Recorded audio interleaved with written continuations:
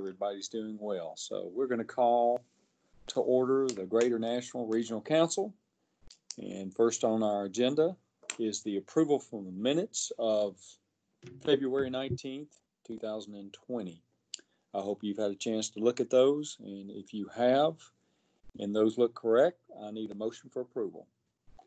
This is Bob Rial, and I'll make that motion. Thank you, Bob. And I do need to mention, and I was remiss in doing so, please identify yourself as you make a motion or you second. Thank you so much, Mayor. Do I have a second? Jesse Wallace. Thank you, Jesse. We have a motion. We have a second. Any further discussion? If not, all those in favor, please vote by saying aye. Aye. Thank you so much.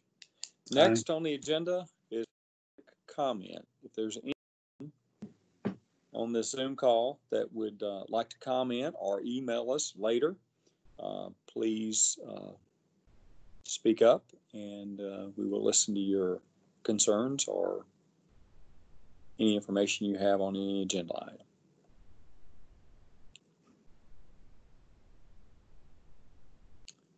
All right, if not, we're going to move on to action items. Ms. Gail Wilson, first we have the monthly financial report. Thank you, Mayor. I hope you've had a chance to look at the financial report. At the end of the third quarter, we had receipts of $7,044,475.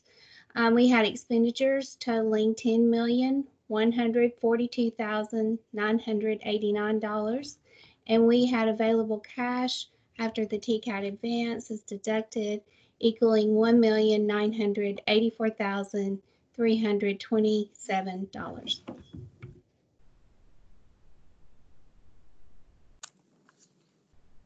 Very good. Is there any questions for Ms. Wilson? This is Jim Dirt. I move for approval of the finance report. Thank you, Mayor. Do I have a second to that motion? It's Mayor Brendan. I second. Very good, sir. We have a motion and second. Any further discussion? If not, all those in favor, please vote by saying aye. Aye. Aye. Aye. Thank you so much. Next, we have item number B. And Michael, do you want to address that? Resolutions? Thank you, Mr. Chair. We have three separate resolutions for your consideration today. I think what I'd like to do, Mr. Chair, is present information about each one of these together and then turn it back over to you to work through separate actions for them individually. But instead of going back and forth, maybe I'll just describe all three of them now. Before I introduce the resolutions, just want to let everybody know who isn't already familiar, but the GNRC back in 1983 set up a nonprofit corporation to serve the capital needs of small businesses across Middle Tennessee, primarily to play the role of administering certain loan products out of the U.S. Small Business Administration. The outfit's called the Mid-Cumberland Area Development Corporation. It's a nonprofit corporation set up in 1983, like I mentioned. Its board of directors are appointed by county mayors who serve on the Greater Nashville Regional Council. Today we've got three resolutions related to activities that we do with MADC. Two of them are joint resolutions with the MADC Board of Directors. Those two resolutions, those being GNRC 2020-08 and -09, relate specifically to making accommodations for our revolving loan fund as a result of COVID-19 and some of the hardships that small businesses are facing as states and the federal government declare states of emergency. And so the first resolution essentially authorizing our staff and the MADC Board of Directors to modify the terms of the loans that we've made through this program. And then the second resolution, 2020-09, is essentially approving the procedures that we will use to make those accommodations. The third resolution, not related to COVID-19, is a routine resolution. We're required to do a certification of our revolving loan fund plan and program each year by the Economic Development Administration of the U.S. Department of Commerce. And so this resolution is certifying that work is complete per those requirements. So again, 2 resolutions related to making accommodations for borrowers of the revolving loan fund program as a response to the state of emergencies that are happening across the nation. And then the last resolution pertaining specifically to the, let me bring that up on screen actually for you, the semi-annual certification that we're required to do by the Economic Development Administration. I do have staff from our small business outfit on the line to answer any specific questions you might have about these, but with that, I'll turn it back over to the chair for approval of these resolutions.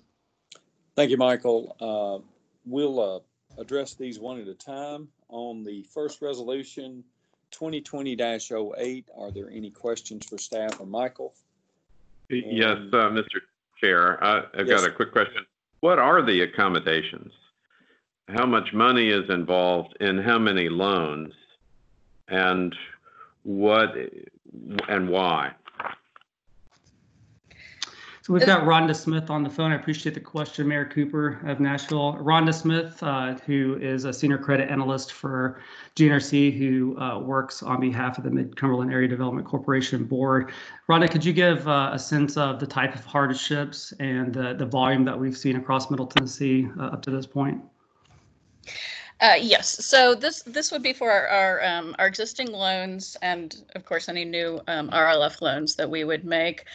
We have a number of borrowers who operate businesses such as hair salons or gyms that were closed due to government orders and or just as a precaution due to the COVID-19. And so what we have in the RLF program currently is an allowance for us to do deferrals and accommodations for businesses that are facing a hardship, but that's more of an issue. That's currently designed more for businesses that are having specific issues due to their businesses. And so what we wanted to do was allow, within some very specific parameters, the ability to address the needs of small businesses that are facing short-term closures or difficulties due to COVID-19 or other similar disasters that could arise, so that we can be more responsive to their needs and not cause greater hardship by not being able to alleviate some of the pressure that they might have. We have written out the procedures, and so those are somewhat limited. They would primarily go to an interest only for a period of time, and that's very similar to what SBA and what a number of the banks are doing, and so that would allow some of these businesses to rework their plans until they were able to reopen again. Okay, if I may, how many existing loans, what number of borrowers, what's the total amount of money, and how are you said the terms are being changed to interest only. This is the lending institution that's changing it to interest only, and then what's our involvement in changing those terms? Can't the lending institution itself agree to an interest only loan? They can. So the way the RLF loans are done, there are actually two separate notes, two separate loans. So they have a loan through us, and then they also have a loan that's also with the bank. And so those have separate terms. And so the banks, in a lot of cases, have been doing deferrals for a number of their clients. And so they have the ability to do that unilaterally once the loan has been made. We did projections and on ours, and so the way this is set up is we would not automatically be doing deferrals. This would be on a case-by-case basis for people who make the request, and it would be for a limited period of time. And I can so we ran through several scenarios, and under each of the scenarios we still maintain profitability for the program. Well, What you're talking about us as though we're holding the principal of the loan in some case, as though we're in effect, the lender. What is the amount of the principal that's being affected by this? And is that the case? That's how it seemed like you were talking about it. So does this group hold money that is lending to small businesses as principal and not just as an administrator to banks that are in effect lending the money? Are we doing it ourselves? Yes. How much money? I do. Gail, do you have that total in front of you? I actually don't have that total in front of me. I'd have to pull it up. I do not, sorry. Mayor Cooper, we'll get you the numbers associated with each of the 4 loan products that we participate in at the GNRC through the MADC. But we do have direct lending that we do. The RLF is one of those. Well, it's super hard to underwrite an accommodation with clearly what's been said, that there's financial requirements for that pool of money that we're looking after without knowing what the total pool of money is. How many people we're trying to help, which is of course super worthy, and how many we might be able further to be able to help. So all that would be useful information. Yeah, I do believe Rhonda could speak to now joining. more specifics around the projections they have done.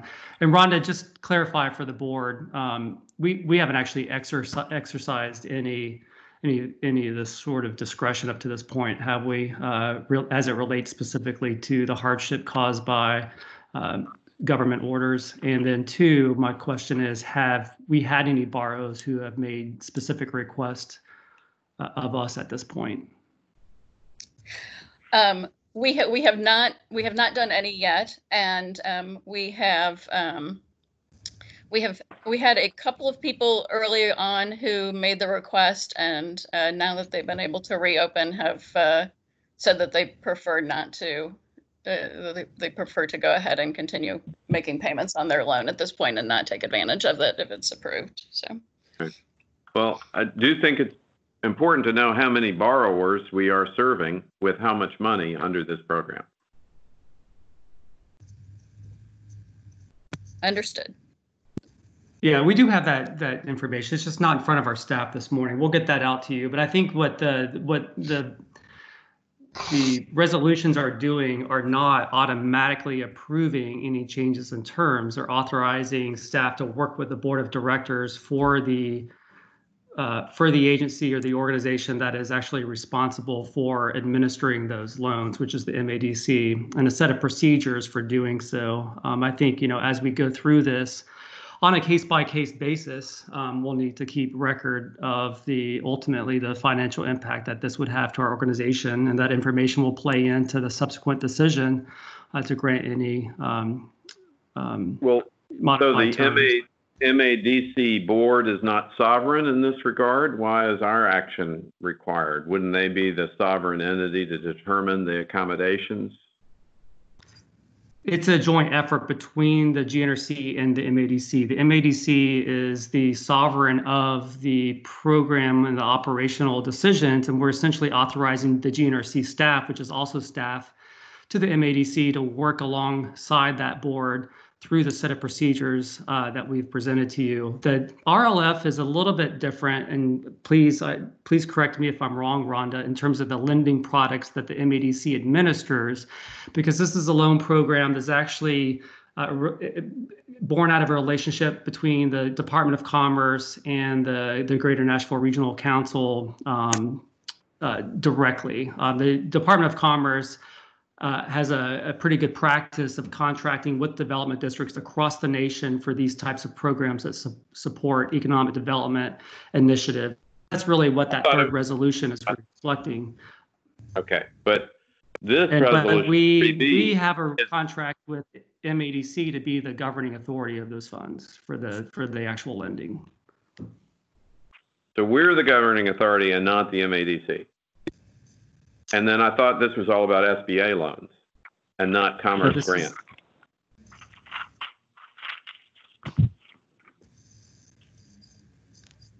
This is the RLF loan program. This is a joint resolution with the MADC board. They've passed the resolution. These first two resolutions have been adopted by the MADC board. You're essentially coming along with the agreement that GNRC staff, which also staffs the MADC board, would work with that board to apply the procedures that they've already adopted. Well, yes, I would take that as being, of course, a given that our staff, which has been working with the MADC board to do this, that they would be permitted to work with the MADC board. Right. Mayor? We feel the same. Resolutions are intended to document that agreement. Mayor, I've pulled up the information. Thank you. Some of the information that you need right now. So there are 13 loans, and the principal portion of the payment on a monthly basis is right around $11,000. It varies slightly with amortization, but by a very small amount. The remaining amount that we receive monthly is principal, which is about $3,300. Okay. So it's a very small effort. Okay. Thank you for your clarification. Appreciate it. Yes, I apologize for the delay in getting you that information. Good questions, Mayor Cooper. Thank you. Is there any other questions before we vote on this? Any other mayor? If not, all those in favor, please vote by saying aye. Aye. Aye. Aye. All right. Aye. Next. Thank you. Next, we have Resolution 2020-09. And does anyone want to make a motion and a second for passage of that resolution?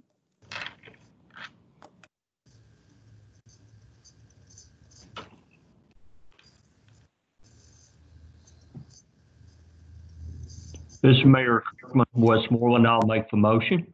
Mayor Kirkman, thank you, sir. We have a motion. Do I have a second? Billy Vogel, second. Thank you, Mayor Vogel. Now, do we have any discussion on Resolution 2020-09? Any questions for staff?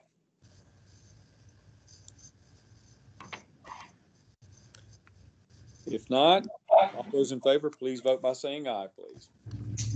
Aye. Aye. Aye. Very good. Thank you. Next, we have Resolution 2020-10. And that's a resolution for the revolving loan fund with the semi-annual certification. Looking for a motion. Motion to approve, Jesse Wallace. Thank you, Mayor. Moore, second. Thank you, Mayor Moore. Is there any questions or discussions concerning this resolution?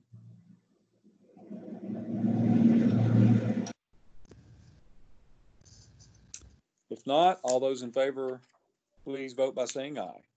Aye. Aye. Aye. Very good. I think that takes care of our action items, and we're going to move along to the informational items. And I hope Miss Michelle Lacewell is with us today on our first item, which is the Nashville's Regional Vital Signs Annual Report. Yes, good morning, everyone. I am going to briefly introduce the Nashville Area Chamber of Commerce staff who are going to give you an overview of this year's Nashville Region's Vital Signs Report. For those of you who may not be familiar, we have been initially in 2013, the Nashville Area MPO started a partnership with the Nashville Area Chamber when they launched the Nashville Region's Vital Signs. Since then, this has been a mutually beneficial relationship for both organizations, and specifically to help enhance the, my screen just moved all around, and specifically to help enhance GNRC's outreach efforts to the business community as part of our planning process. This gives us an opportunity to better understand the needs of the business community and their challenges as we implement that implement our planning process. And with us today, we have from the Nashville Chamber, we have Ralph Schultz, President and CEO. We have Matt Bailey, VP of Regional Policy, and Joanna McCall, who's the Coordinator of Applied Research. And Ralph, I'm going to turn it over to you to get us started. Okay, thanks, Michelle, and thanks to all of you for being a part of this, and thanks to GNRC for being a partner on Vital Signs. As mentioned before, it gives us an opportunity to look at the regional opportunities and challenges, and gives you an opportunity to create public policy around it. Public policy is, it's probably never been more evident that public policy establishes the environment for prosperity in our communities. So thanks for this opportunity. Before I bring Matt and Joanna on, I'm just going to set a little bit of context with the economic forecasting that we have done, and we are updating every 2 weeks now. And we use a modeling device that's very reliable. When we were projecting the economic recovery from the flood and from the recession, we found this model to be extremely accurate and beneficial. So where we started last January and February, was that we had a $132 billion economy in the region. We had a growth rate that was 6% plus, which was nearly triple the national rate of GDP growth. And we had unemployment at record low levels. As we are projecting out of this COVID circumstance, please know that what I'm about to tell you is dependent on the fact that we manage our social distancing and our safety to the point that we don't create a relapse of the virus of large magnitude. But as we look forward, as we're forecasting forward, we see unemployment peaking in June. We see unemployment at a rate of about 10 to 12% across the region. We see unemployment by December of 2020 at a 5% rate. So you can see that recovery is beginning to take hold, momentum being gathered. And then we see the regional economy more or less recovering by Q4 of 2021, December of 2021. Now that's a faster rate than we see the state economy recovering. We partnered with Governor Lee to create an economic model and forecast for the state as well. And that recovery will be faster than either the state or the nation. But because we have diversity in our economy, because we have a stronger than average representation of entrepreneurs, and because Middle Tennessee remains a desirable place to be for businesses and for workforce, we're pretty confident of that projection. So what you're about to hear from Matt and Joanna is the Vital Signs report. And although most of that research was done prior to the beginning of the COVID virus, I think you're going to see that the nature of the opportunities and the challenges remain pretty much the same. And in some cases, this interlude in our economy has maybe exacerbated some of the needs in some of these categories. So I'm going to turn it over to Matt and Joanna with the final thought. We have a lot of detail behind this economic forecast. We have 70 industry sectors that we've studied. We've studied the sequencing and the phasing of reopenings. If you as mayors would like to have access to that detail, please feel free to call us and or check our website. You'll see more detail on the NashvilleChamber.com website. So Matt, take it away. All right, thank you, Ralph. So again, I want to thank everybody for giving us the opportunity to join today. I want to thank GNRC and thank all of you mayors for the opportunity to present Vital Signs.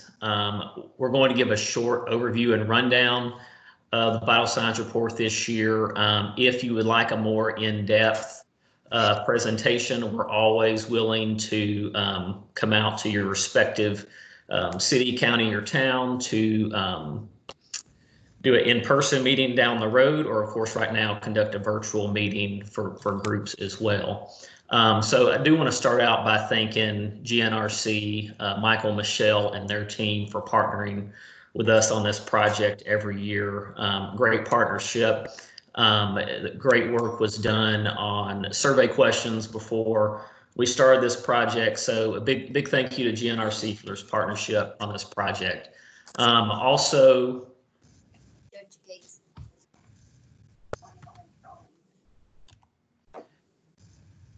would like to start out by thanking our sponsors, supporting sponsors, Barge Design Solutions, First Bank, and our technology partner Atiba, and media partners Tennessean and Local IQ.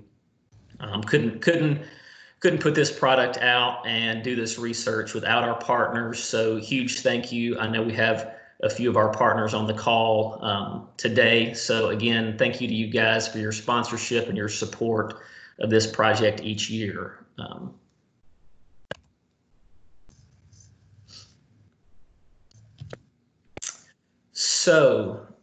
This year's Vital Signs report, we chose to focus on 5 topics.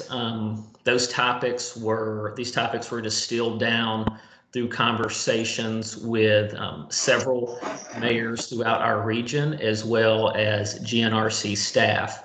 So you'll see this year's report touches on workforce development, transit and transportation, housing, infrastructure, and then is now exiting.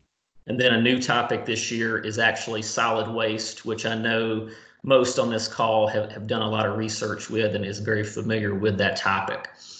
Also want to start out by saying this year's Vital Signs had a really robust survey response. Typical years, we've had about 750 resident survey responses, which our previous reports have been great, but I do want to brag on our research team at the Chamber and also research team at GNRC for putting together a very robust survey and getting about 4,000 responses this year from residents throughout Middle Tennessee. So the significance of the survey is really good this year and presents a lot of good, useful data. The data that we're going to present is combined from the Census Bureau, Bureau of Labor Statistics, Center for Neighborhood Technology, and then of course, original research done by the Greater Nashville Regional Council. So the topics this year hopefully weave together in a way that they all affect each other. An example would be that economic development doesn't necessarily work the way it has historically, where you land the company and the workers will follow. Now companies are really looking for that workforce, and then to draw that workforce, they're looking for things like transit, affordable housing, infrastructure for schools, water capabilities, and even solid waste. So hopefully these topics are weaved in a way that makes sense. So we'll start out by first talking about kind of the impacts of COVID-19 that we experienced starting back in March. I know Ralph had mentioned a few minutes ago that our survey and a lot of our data was collected in the fall of 2019. At that time, survey respondents throughout the Middle Tennessee region were very confident in our economy. Consumer confidence was high. 75% of our respondents even stated that they expected the economic future to be as good or better going forward into the coming year, which when we hit March, that all changed. And again, I'll echo something Ralph said. Our economic future as far as business is concerned is uncertain with a lot of those businesses.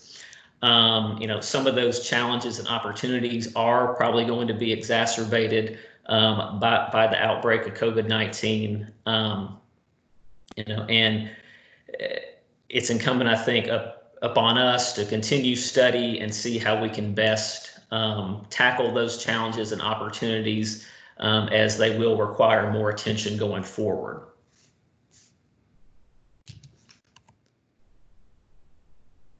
And so our vital signs each and every year, and same this year, offers data from the combined MSAs of Nashville and Clarksville. Even before the outbreak of COVID-19, Middle Tennessee residents expressed concerns about future and even finances. So those concerns, of course, will be exacerbated by the last few months.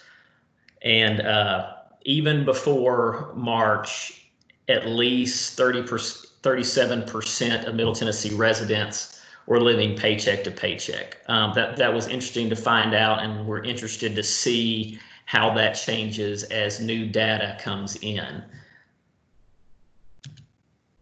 From a workforce development perspective, of course, Clarksville and Nashville MSAs have very significant untapped talent, and adults who could be trained or retrained for jobs that are opening up is a huge need.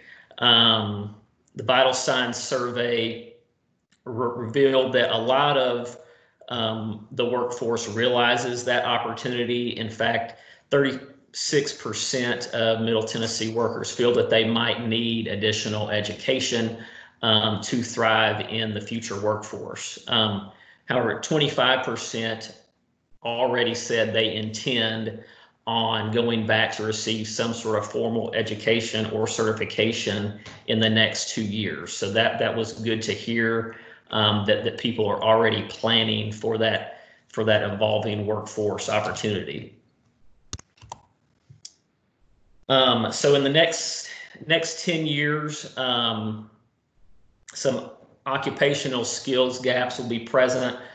Just to kind of touch on a couple things, the Nashville MSA will continue to see a shortage of workers in healthcare, finance, and technology and education, but we'll continue to see a surplus of kind of lowered skilled workers that might be affected by automating of jobs. But again, also good to see that respondents were aware that they might need additional formal education to tackle that automation of skills. Clarksville MSA also will see a shortage of healthcare management to some extent and technology workers. But unlike Nashville, middle skill workers, such as those in metals and plastics, will be in surplus. So that does present an opportunity for the Clarksville MSA to focus on industries maybe like medical device manufacturing or automotive industry for skilled workers. Again, looking forward to seeing how the data surfaces in this space, given the last 3 months that we've experienced. So we'll definitely keep our eye on that data to see if these occupation gaps change in any way.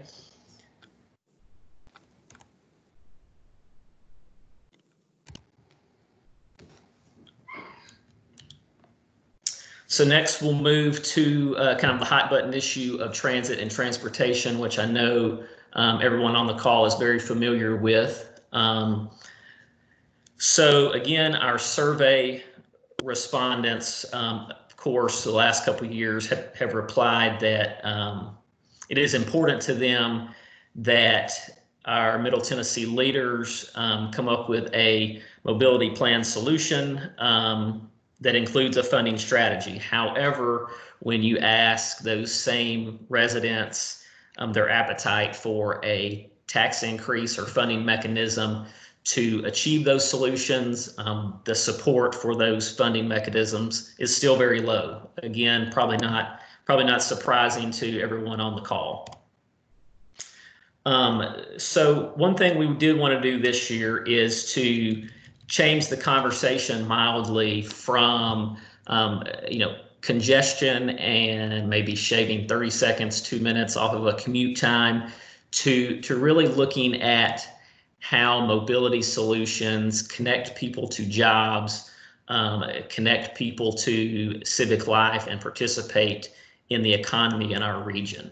So instead of looking at our congestion times, to really take a look at those metrics as well. Our economy is heavily driven by the availability of workforce, and transit solutions is kind of the conduit to spread that workforce throughout the region, which is critical for businesses here within the Middle Tennessee region.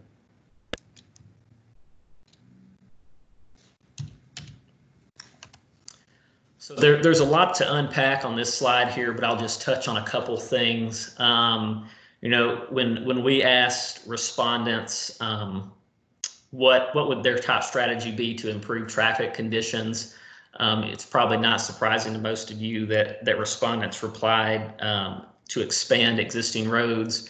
Of course, most of us know that we're probably not going to simply build our way out of this issue with just adding pavement to the roads. And you'll look down again and see preferred funding sources of, funding mechanisms that don't necessarily generate the funds needed for large scale additions. So again, I think that points to the need for education around this topic for the residents in Middle Tennessee. And so we will skip over to our next topic of housing. So affordability continues to be a critical issue in the Nashville area and throughout Middle Tennessee. Cost of living, including cost of housing and transportation cost, continue to rise as the region grows, thus making more families cost burdened. Housing and workforce are directly linked in a manner that residents with lower educational attainment are less successful in the workforce, therefore are more likely to be cost burdened by housing. So another area that our survey was really useful in is identifying that 39% of respondents throughout the Middle Tennessee region met the definition of being housing cost burden by spending 30% of their income just on housing. When you couple transportation cost with that amount, which 15% of household income on transportation meets the cost burden threshold. When you pair those two together, that percentage goes up even higher. So that is interesting to see, and then points to that our housing affordability and availability is a key issue for our region and the workforce that is looking to move to our region.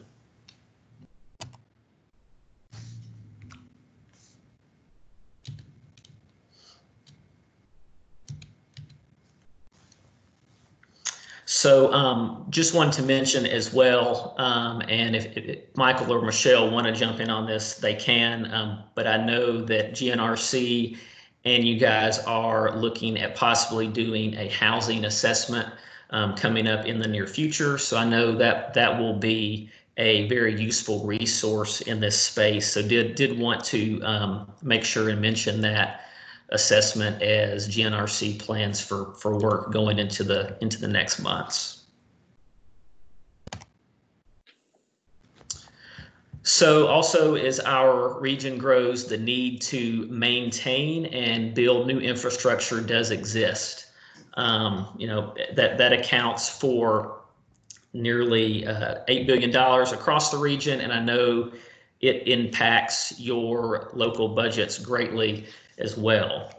So a new topic that we kind of delved into this year was infrastructure around schools. Through a lot of conversations and meetings with several mayors throughout the region, the need for maintenance of schools and the new schools was a large need. So we felt the need to ask respondents throughout the region what their appetite was around funding for maintenance and infrastructure of new schools, and seeing what their satisfaction was with their local school districts. You'll see that although the appetite for funding is below 50%, the appetite for school funding is much higher than the appetite that exists for other infrastructure items that we ask for.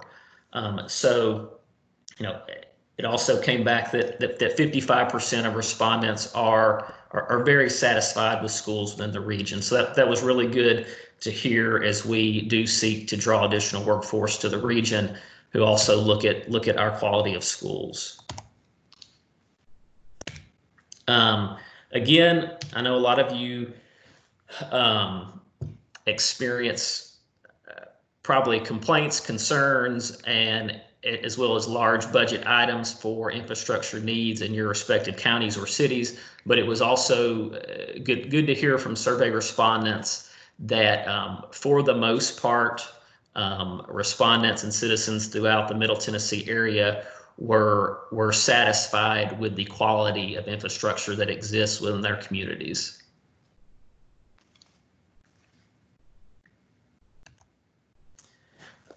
Solid waste, which is a new topic for this year's vital signs report. I know that GNRC and probably most on this call have done a lot of work in this space over the last few years, and are very educated on the issue and the solutions that might exist. One thing that we found out through the resident survey this year, as all of you know, is the piece that we all need to continue working on is educating our communities and citizens in the communities throughout Middle Tennessee. One of the things that was kind of an aha moment to us as our survey responses came back in were a quarter of the residents throughout Middle Tennessee think solid waste is no different than sewage, which is concerning to some extent, but again, I think it points to the need for education around this topic, which I know all of you on this call are aware of, and I think we all can work together and educate our constituencies on the need for solutions around our solid waste issue throughout the Middle Tennessee region. So that wraps up our topics from this year's Vital Signs. Again, I do want to stress this was just a quick overview. If anyone has questions, please feel free to reach out to me. I've got my contact information on the screen. If you would like us to do a virtual presentation for your respective city or county, we'd be glad to do that as well. Also do want to mention that you might have noticed we have sent out some copies of Vital Signs thus far and are still getting copies out. We did a limited print run this year and are trying to move to an online base. But if you need an additional copy, please reach out and just let me know. Also do want to make everyone aware that we are actually working on a Vital Signs portal, which you will be able to log on to our website and hopefully see data distilled down by county that might be useful for your local county or city. So again, please let me know if you have questions or like a deeper dive on any data, and I appreciate again the opportunity for being with everyone today. So thank you, Michael and Michelle. Thank you so much, Matt and Ralph. That was very informative. It's funny or really odd how things have changed so quickly. Once workforce development wasn't as big of a factor, today it's becoming a greater and greater factor, and all the other issues you talked about. So we really appreciate that update. Hopefully everyone gets back to work soon. With that, we're going to move on to our next item, which is our independent audit report, and I'm going to call on Jennifer Matternock to give us a review of our audit. Hi, everyone. Thank you for having us here today. As Anthony said, my name is Jennifer Montrenock. I'm a principal with Crossland CPAs. We performed your audit as of June 30, 2019, and have issued our reports. I have some required communications that I will go over with you that we're required to communicate annually, and then I'll also go over the audit report as well. We'd like to thank you for the opportunity to serve as your auditors and to present here today. We have completed our audit and we have issued an unmodified opinion, and this is a clean opinion. We've also submitted the audit to the state of Tennessee through the CARS website and also to the federal government through their data collection form submissions. In order to perform your audit, we're required to be independent under both the AICPA and the Yellow Book requirements, and I can confirm that we are independent with respect to GNRC. We perform our audit under U.S. generally accepted auditing standards, government auditing standards, also referred to as the Yellow Book, and uniform guidance. We have fulfilled our responsibilities under these audit standards. We perform our audit to obtain reasonable but not absolute assurance about whether the financial statements are free of material misstatements. What this means is that we're sampling transactions during the year and testing those and forming an opinion based on those tests. We are not testing 100% of the transactions during the year, which is why we cannot provide absolute assurance. There are estimates that are included in your financial statements. The most significant of these estimates include the allowance for doubtful receivables, the useful lives of capital assets, and the appropriateness of the assumptions that are used to calculate the net pension and the related amounts for the employee benefit plans. We look at the assumptions that go into these estimates and did determine that they are reasonable. Included in footnote A is the significant accounting policies. We look at these on an annual basis too to determine if they are both appropriate and comprehensive, and we believe that they are. There were no significant changes in these policies during the year. We presented management with audit adjustments, and they have recorded all of these adjustments. We had no past adjustments during the year. We had no discussions with management regarding any alternative accounting treatments. This would be a situation where there was no authoritative gap over any of the transactions, and this was not necessary for 2019. We're not aware of any management consultations with other independent accountants. Management is certainly welcome to obtain a second opinion on a certain transaction. We just ask that we be involved in the conversation so that all relevant facts and circumstances are considered in obtaining that second opinion. We had no disagreements with management.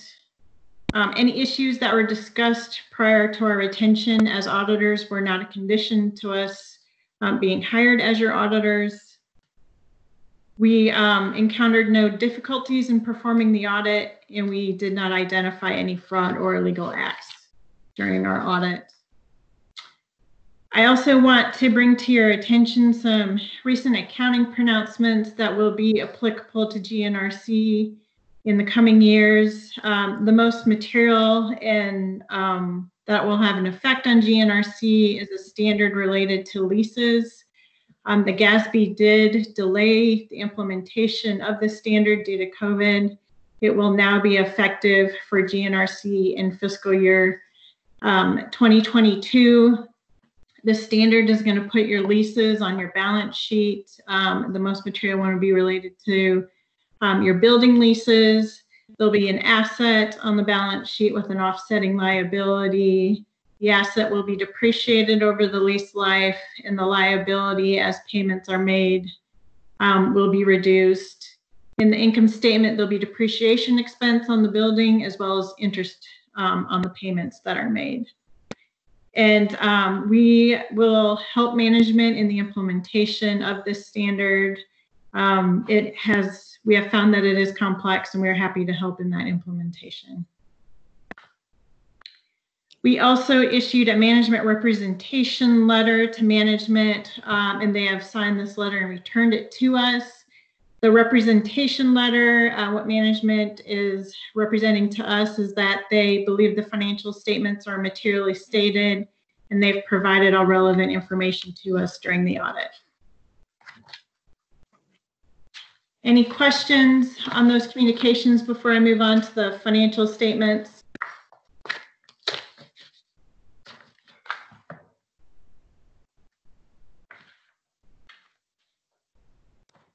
Okay, I'll move on. And I'm going to start on the statement of net position. If you have the financials in front of you, it's page 13 of the financial statements. I'll go over these pretty high level since we're looking at June 30 of 2019. The biggest event that happened during fiscal 2019 was the implementation of MPO into GNRC, and that did have effect on the balances. In the balance sheet, it was primarily in cash and a little bit in receivables related to grants related to MPO that were integrated over. Total assets for 2019 were $9.5 million. This decreased from 2018 by approximately $1 million. Most of that was in cash.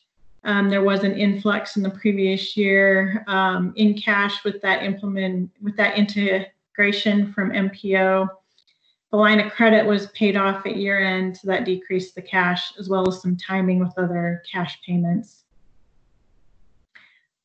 Total liabilities were at just over $3 million. This decreased by approximately $400,000. The line of credit was paid off, as well as some other long-term liabilities that were had standard payments on those and timing in accounts payable. Net position for the year is $7.2 million. There was about a $242,000 decrease in net position related to the programming for 2019. I'll now move on to page 14 to see those changes in your statement of activities. In your program revenues, charges for services were $460,000, whereas operating grants and contributions were about $10.7 million. These increased from 2018, approximately $1 million. About half of that was due to MPO revenues that came over in regional planning category, as well as some grant increases in the aging program. Your expenses for 2019 were $12.5 million. These increased about approximately $1.9 million from 2018, largely due to regional planning expenses, which was two primary reasons. New hires, there's an increase of approximately 20 people from the previous year, and as well as a consulting contract with MPO for approximately $1 million. In your general revenues, those were $1.1 million, the largest coming from your city and county dues. That did decrease from the previous year. The gain from the sale of the building was included in 2018, which was a one-time event. So that's the reason for that decrease.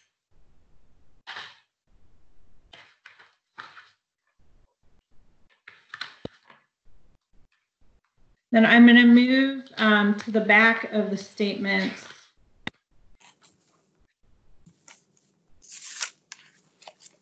Page 53.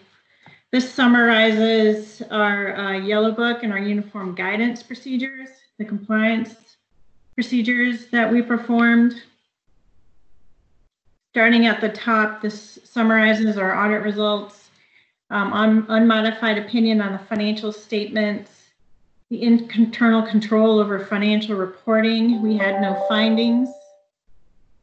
related to the internal controls over the financial statements, and no non-compliance that was material to the financial statements. In the federal awards, which is our uniform guidance, same result, internal control over our major programs. We identified no findings there. And our audit report on compliance over the major programs was unmodified. And we had no findings. I want to point out our 3 major programs are listed below. That we audited the Transportation Planning and Coordination Grant.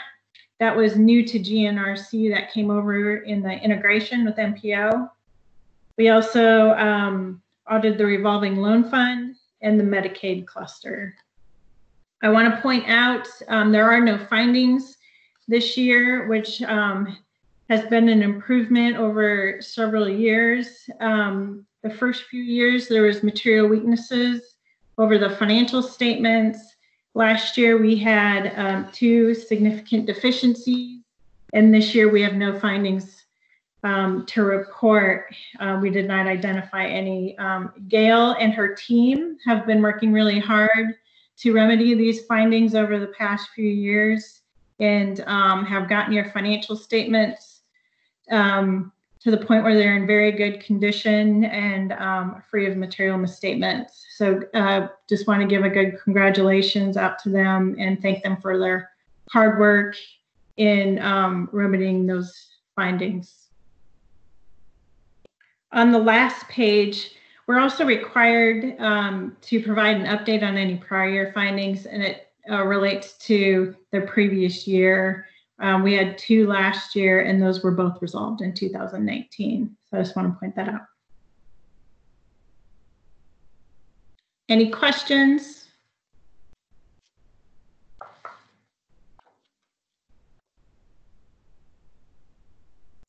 Thank you, Jennifer. What a great report, and congratulations to Michael and Gail and the whole staff at GNRC. That's amazing. Finally an audit with no findings and a totally clean audit, and we appreciate your hard work. If there's no questions, we're going to move on to item C, which is COVID-19 resources and potential funding opportunities. Michael. Thank you, Mr. Chair, and I'm aware we're 20 minutes past the hour, so I will stay brief, but I do think these updates are important. I know you could all use some financial assistance at the local level, and that's one of the reasons why we exist at the regional level. I want to just talk generally about gnrc.org/COVID-19, which is a repository of opportunities for local governments, but also constituency across the region. It's a growing list of resources that we have an honor of being associated with as congressional action at the federal level. It's putting more money towards response and recovery. We'll play a vital role in making sure that money gets out to our local communities for the benefit of our residents and businesses. So that's one point I want to make is gnrc.org/COVID-19 is the place to go to keep track of all of that. It is ever changing, and we're learning more and more every day about these opportunities. I want to talk about 2 specifically. And then I want to turn it over to Michelle Lacewell briefly for a look to share a little bit of what we're doing on the softer side, just to make sure people aren't feeling isolated during the pandemic through our volunteer program that you heard about back in February from our coordinator, Rebecca. So the first grant I want to talk about that GNRC is administering on behalf of the region comes from the Families First Coronavirus Response Act out of DC. Our region received approximately $950,000 from the federal government through the Tennessee Commission on Aging and Disability that we were expected to get out the door and spent over an 18-month period. This was a program aimed at accomplishing 2 major objectives. One is to provide much needed meals and nutrition and social interactions with our older adults across Middle Tennessee.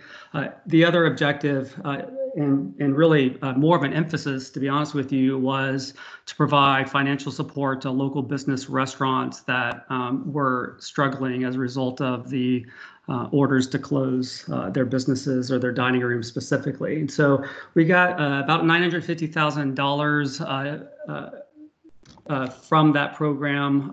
About 55% of that money was required to go out the door directly to small businesses in the region. That was around $447,000. And then 45% of that money we sent directly to our traditional partners, Metro Social Services and the Mid-Cumberland HRA. Both received upwards of $200,000 thereabouts. And some change. I can get you those exact numbers if you're interested in them. But they received funding from us to address some of the waiting lists and their traditional meal programs for senior adults across their respective service areas. Looking specifically at the 55% of the money that went out the door for restaurants, I'm happy to report all of that money is under contract. In fact, we're actually over contract, and the money is first come, first served to the restaurants who are able to produce meals as quickly as possible. This is an effort that's been led by Sarah Fowler, Jennifer Mead, both within the aging programs, and then Michelle Lacewell has been the executive lead for the program. To date, again, we got this money April 1st. We've already spent, so it's all under contract, but we've already spent more than 45% of all of that restaurant funding through the first 5 or 6 weeks, and expect to have all that money spent by the end of June, well ahead of the deadlines. Deadlines really mean little to me in these situations. It's all about speed at which you can provide assistance to your community. And I'm just very grateful for our ability to sort of mobilize with existing resources on a very new program that has significant impact. I also want to thank Mayor Holt for his sense of urgency for signing contracts. There have been a lot of contracts that we've needed to get out the door to get this money in the hands of restaurants and then ultimately meals to seniors. But all told, so far to date, we've delivered about 20,000 meals to senior adults and their families over the last few weeks. And another 3,000 meals have been picked up by direct recipients of the program. So pretty tremendous impact there. The other program I want to touch on a little bit is a newer program that we're learning more about that is a direct opportunity for you. I want to say that Angie Hubbard and Matt Von Lunen with our Economic and Community Development team will be hosting a webinar to look at a new opportunity out of the U.S. Economic Development Administration, which is, as you know, part of the Department of Commerce. They're making funds available for construction and non-construction projects that advance economic development activities for recovery. Examples of eligible projects include water and sewer infrastructure, small business incubators, workforce training centers, feasibility studies, diversification or resiliency strategies, just to name a few. If you are interested at all in this money, which does require a 20% match, be on the lookout for an email that I'll get out in the next couple of days announcing the webinar where you can interact directly with our ECD staff on what you might have that's viable locally and how we might help you make application for those funds. Again, GNRC.org/COVID-19 is where we're keeping track of all this. Before I wrap up this informational item, love to have Michelle Lacewell talk a little bit about what we're doing through our volunteer program. Thank you, Michael. Just very briefly, I wanted to share with you all that we've added nearly 300 new volunteers since the beginning of the year. When the tornado hit in early March, Rebecca started getting a lot of calls and interest to participate with GNRC. And so we have been working with a host of new individuals to help us support the programs and needs across the region. Roughly 48 of our volunteers have helped us deliver the meals from restaurants to individuals in need across the region that Michael just from the program Michael just referenced. And one of the things that's been really exciting is we have started a letter writing campaign, and we've had 270 volunteers send out over 2,500 letters to seniors across the region. And we were also included in a Nashville Scene article, I believe it was last week, where they were focusing on how communities and organizations are rallying around those that are older in our community to help them during this time, since they've been, somebody's moved my screen around, I'm sorry.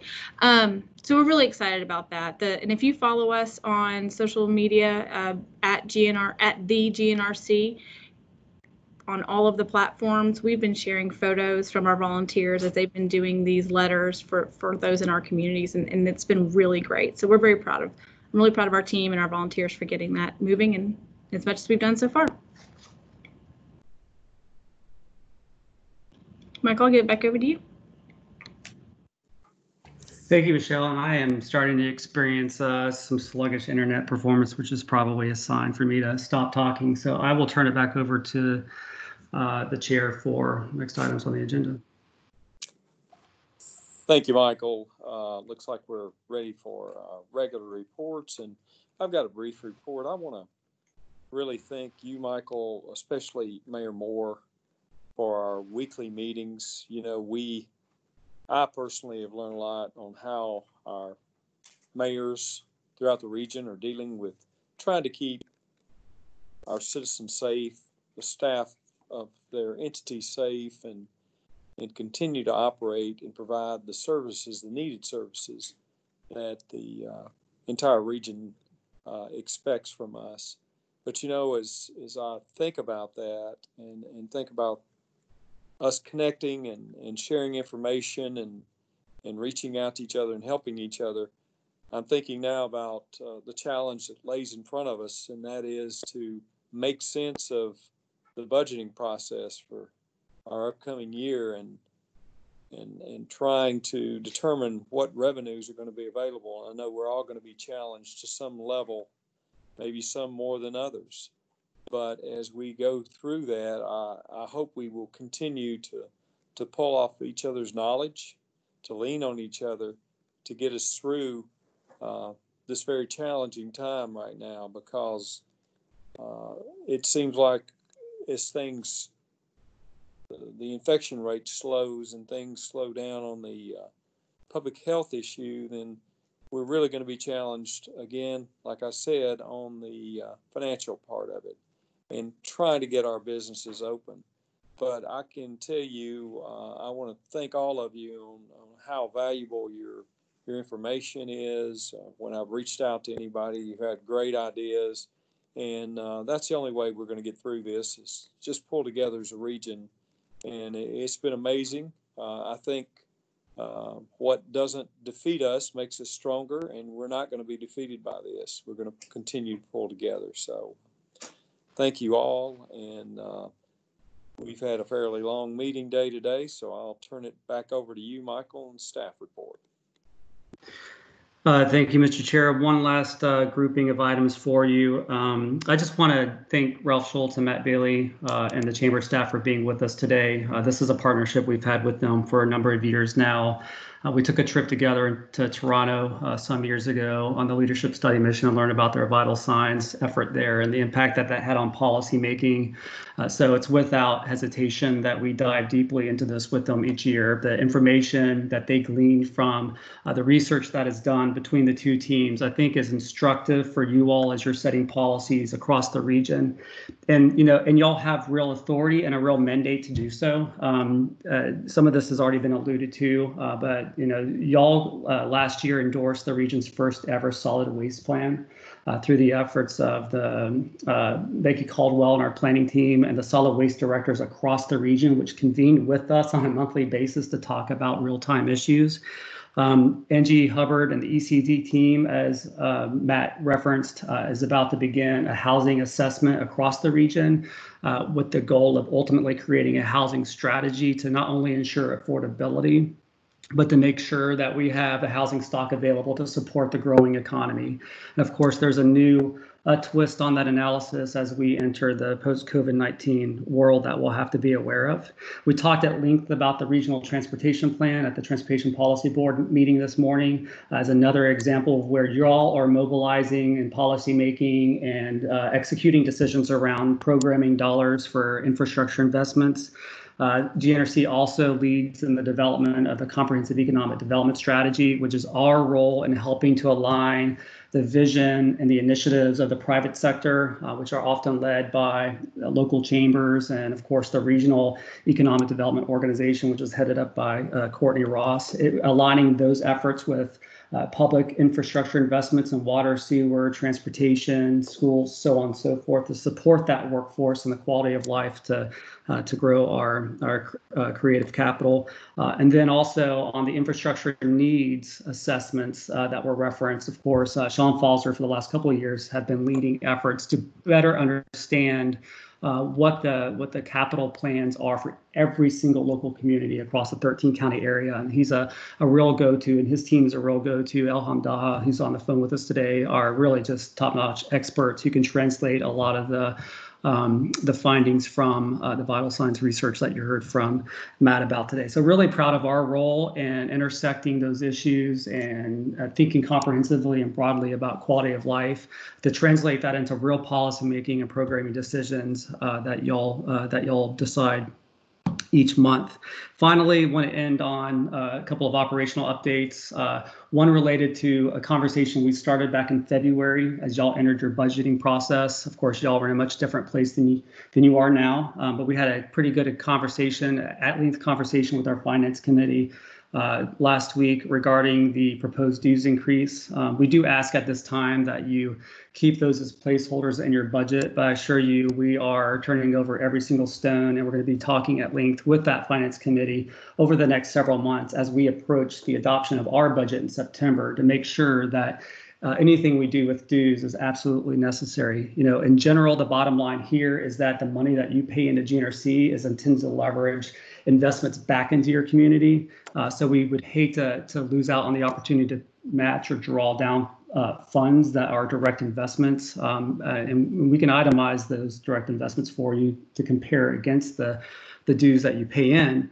But we're going through that exercise and doing our due diligence. So we're not asking for things that we don't need when so many of us are struggling across the area. And then finally, just on terms of operations, we are still teleworking as staff.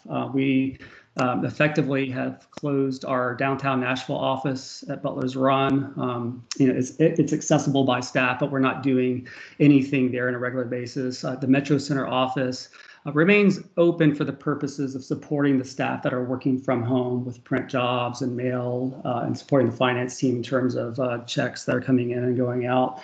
We do staff that with administrative support and a manager each day, and that's a rotation so that we can allow folks to rotate out of that position.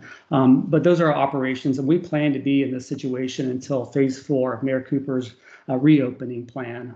And we so that is when we will return to work. And then the how is currently being figured out, just like it is for each of you, which is how do we allow a safe environment when employees do come back to work. And we've got to think a lot about not just our local office environment, but we have a lot of staff members, social workers and planners and researchers and economic development administrators who are out in the community across the 13 counties. And so thinking about their safety as they go into people's homes or into other folks' offices is also on our mind.